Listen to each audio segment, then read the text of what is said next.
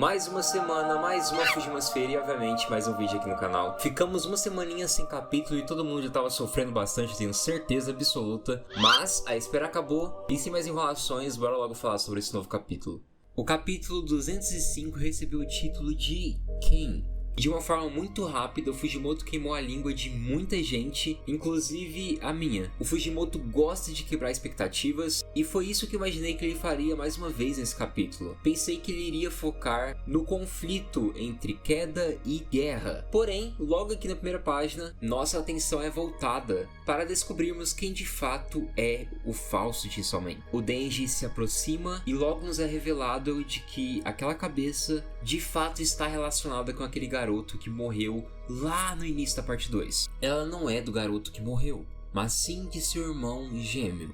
Mas bora fazer uma vista grossa aqui e dizer que a comunidade acertou em cheio quem era de fato o falso Chainsaw Man. O Denji não reconhece aquele rosto e isso torna toda a discussão ainda mais interessante. O Fogo, constatando que o Denji não se lembra, decide utilizar de seus poderes para fazer com que aquele garoto entendesse a situação. E olha como ele é exibido, né? Estica a mãozinha e olha só, flashback no fogo. E aqui, senhoras e senhores, o Fujimoto cozinhou e muito. O Fogo relata que existiam dois irmãos gêmeos, muito bondosos. Em um certo dia, aqueles irmãos encontraram o Demônio do Fogo ferido. E de bom grado decidiram acolhê-lo e ajudá-lo. E durante esse processo de recuperação do fogo, aqueles gêmeos sempre contavam sobre histórias do Chainsaw Man. Eram verdadeiros fãs. De acordo com as suas palavras, até mesmo demônios poderiam se tornar símbolos de esperança e terem um coração justo, como o do Chainsaw Man. Tão poderosa que com toda certeza influenciou no ato deles terem resgatado o Demônio do Fogo. Aqueles dois diziam para o fogo, por isso vamos fazer o que é certo juntos. E essa filosofia tão poderosa alcançou o coração do fogo. E dessa forma ele começou a fazer contratos com pessoas que possuíam grande senso de justiça, dando a elas a capacidade de se moldarem na forma da justiça que tanto almejavam. Algo que já era evidente faz muito tempo, né? Desde quando revelou pra gente a existência do Demônio do Fogo, estava mais do que nítido que ele estava relacionado com esse senso de justiça. E todo esse poder faz total sentido com a ideia do fogo. Uma fogueira, um fogo, geram sombras distorcidas de algo, o que conversa diretamente com os poderes desse demônio e até mesmo com a sensação das pessoas que procuram esse tipo de contrato. Esse anseio ardente de correr atrás de um ideal. E cara, toda essa história que o Fogo está contando aqui é feita de uma forma muito simples, mas é bizarro o quanto que o Fujimoto de fato desenha e escreve, já pensando em uma mídia mais cinematográfica. Eu consigo ver perfeitamente essa cena sendo animada aqui, toda a ideia de movimento, de tensão também. Enfim, eu só queria apontar isso aqui mesmo. O Fogo continua dizendo que ele se lembra perfeitamente do dia que os gêmeos salvaram pela primeira vez alguém utilizando seus poderes.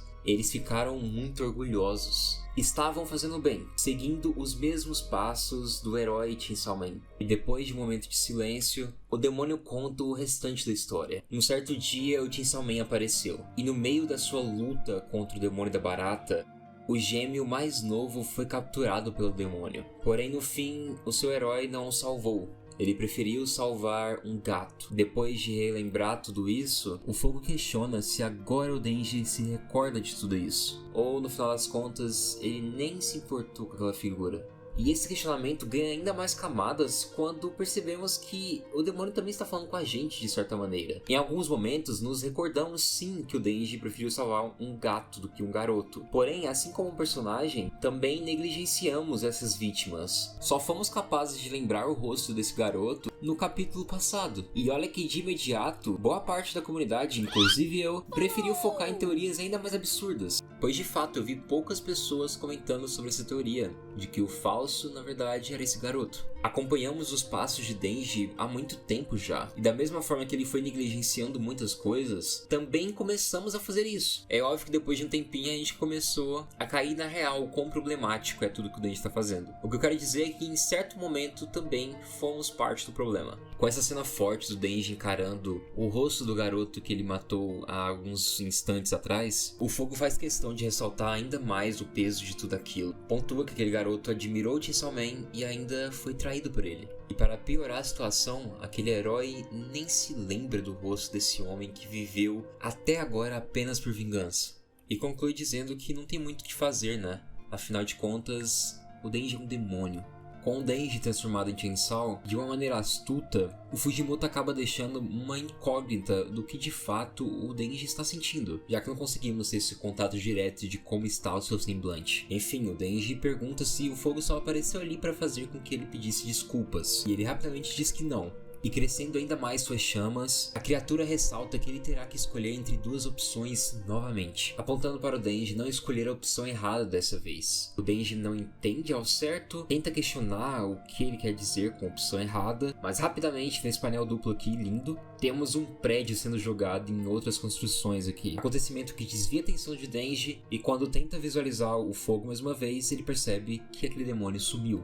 Entre aqueles escombros, uma voz grita pelo Chainsaw Man. E quando percebemos, a Iori está presa naquelas ruínas. Ela grita dizendo que ainda não perdeu, mostrando esse lado arrogante desse demônio. O Denji se preocupa questionando se ela está bem, e a Iori pergunta se ele gostaria de salvá-la. E gosto desse detalhe que, de primeira, a Iori fala bem baixinho, e é óbvio que o Denji não entende, fazendo com que ela engolisse o próprio orgulho e gritasse perguntando se o Chainsaw quer salvá-la. E prontamente o Denji diz que sim. E o capítulo se encerra com a guerra falando para o Denji então mostrar que ele consegue fazer isso, destacando que a queda está ali, logo à frente dele. Um novo round se inicia entre Denji e Queda e possivelmente Ioro vs Queda também. E bora lá que temos muitas coisas para conversar aqui. A primeira delas é sobre escolhas. Na parte 1 acompanhamos um garoto inocente e pelo fato de viver uma miséria absurda, se contentava com o mínimo, já que para ele aquilo era tudo. E assim embarcamos em uma jornada muito dura, muito cruel, muito violenta, em busca de desejos, em busca de simplesmente ser alguém. E no fim teve que encarar a dura realidade que Makima trouxe, a ideia de que não merecia uma vida, e de seus traumas encarou a subjetividade de uma vida normal. Já na parte 2, Denji começou a tomar mais consciência sobre todo aquele mundo, criando assim novas ambições. Mesmo completamente destruído, afinal de contas ele nunca parou para enfrentar seus traumas, o garoto começou a reestruturar a sua vida. E consequentemente, tendo mais autonomia, não sendo apenas um cachorro, como foi para Makima,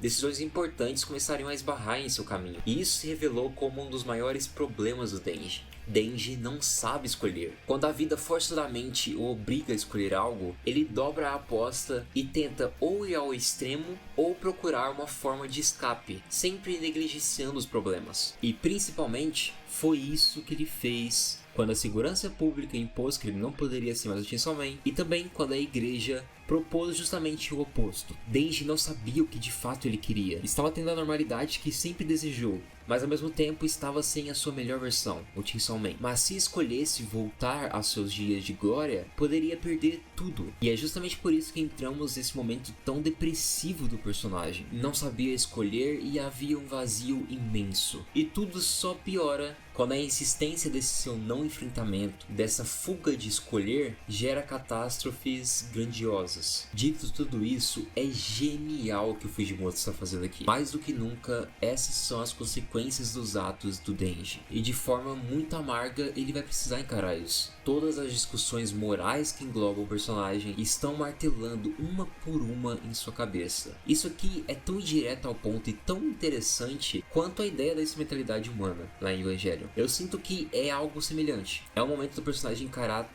tudo que envolve ele. E agora sobre escolhas, esse final aqui brinca um tanto com a gente. Temos algumas possibilidades de qual será o dilema e sinceramente eu gosto muito da que envolve Ioro e Asa. Será que de alguma maneira muito maluca o fogo fará o Denji escolher quem ele salvaria entre Asa e Ioro? Se não for esse dilema, e que tal um também bastante poderoso e talvez ainda mais pesado? E se o Denji tiver que escolher entre Ioro/Asa e a humanidade no grande geral? E não podemos nos esquecer que a queda trabalha para a morte. A morte faz peões de acordo com os seres que ela devora. E se a Nayuta retornar? E se o Denji tiver que decidir entre Nayuta e Asa? Ele já disse que ama a Nayuta muito mais. Qual será o dilema? Só o tempo nos responderá. Mas eu tenho certeza que será bastante impactante. E tudo que está acontecendo nesse final aqui talvez seja apenas uma ilusão, tá?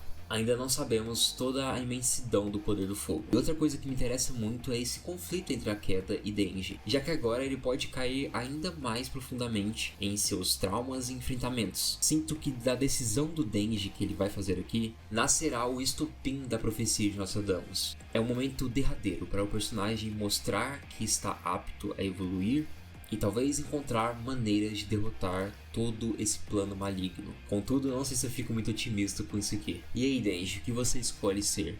Um humano ou um demônio? Sinceramente, o Fujimoto escreve muito, muito mesmo. Antes de qualquer coisa, esse cara sabe ser um autor. Esse arco está simplesmente surreal de incrível. Uma outra oportunidade vai surgir de virar a página. E eu quero muito saber o que esse protagonista vai decidir fazer. E é esse acúmulo de coisas, de discussões em torno do Denji, que faz com que ele se torne um dos protagonistas mais interessantes dessa atual geração.